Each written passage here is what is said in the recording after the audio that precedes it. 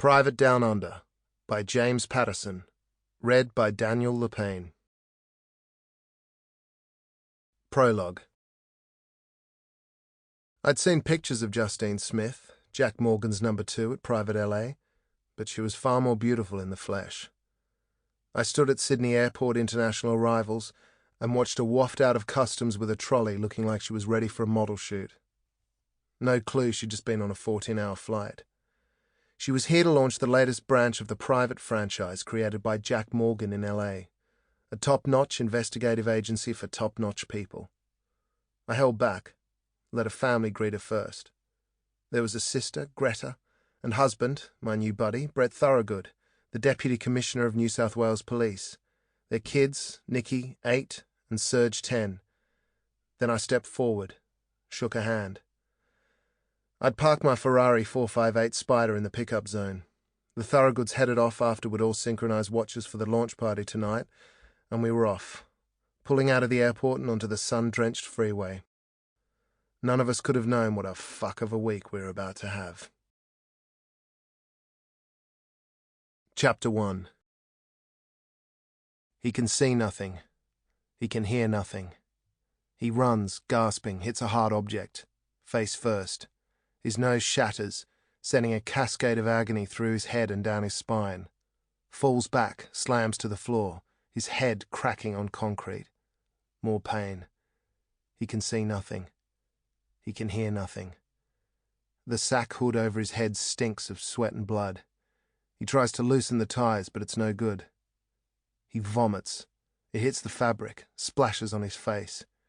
He thinks he'll choke, and part of him doesn't care, wants it. But the survival genes kick in and he panics, pulls up, the spew running down his shirt front. He reaches out and touches the wall, moves left as fast as he can. He feels the vibration of feet, people running toward him. A burst of terrible agony in his back. 2 thumps propel him to the wall. He smells fresh blood. He smells tire rubber. Another crunch, his thigh exploding. But he keeps to the wall, sweat running down his ruined face.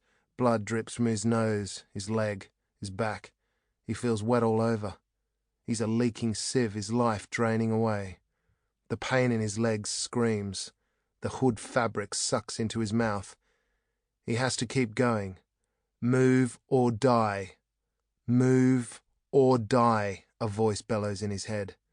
Shrapnel clips his ear. He screeches, feels his guts heave. Another bullet thunders past his head, but he doesn't hear it. Just feels the air tremble. Dust and concrete chips hit him in the face. His legs start to buckle, but he refuses to give in. Move or die. Move or die. He feels a door, pushes, stumbles through, trips, hits the concrete again. Blood splashes across the floor up the walls. He pulls up once more. He's on a roller coaster, at the park with Grandma. He's 4 years old. Then he's floating in space. No reference points. He can see nothing. He can hear nothing. He senses the air tremble again. He touches wood, another door.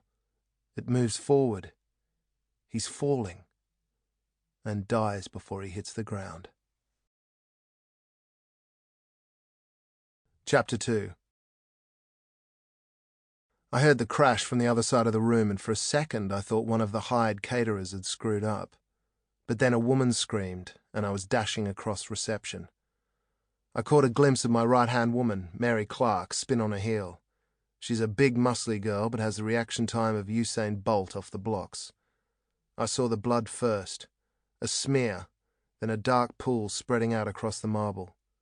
The man lay spread-eagled on the floor, face down, torn apart, gaping holes in his back, his right leg shattered, twisted obscenely under him, a hood over his head. I crouched down as Justine Smith ran up. Pulling a tissue from my pocket, I wrapped it round my fingers, turned the body over and tried to remove the hood, but it was tied fast. I glanced up to see Deputy Commissioner Thorogood. "Jesus," he said as he lowered beside me.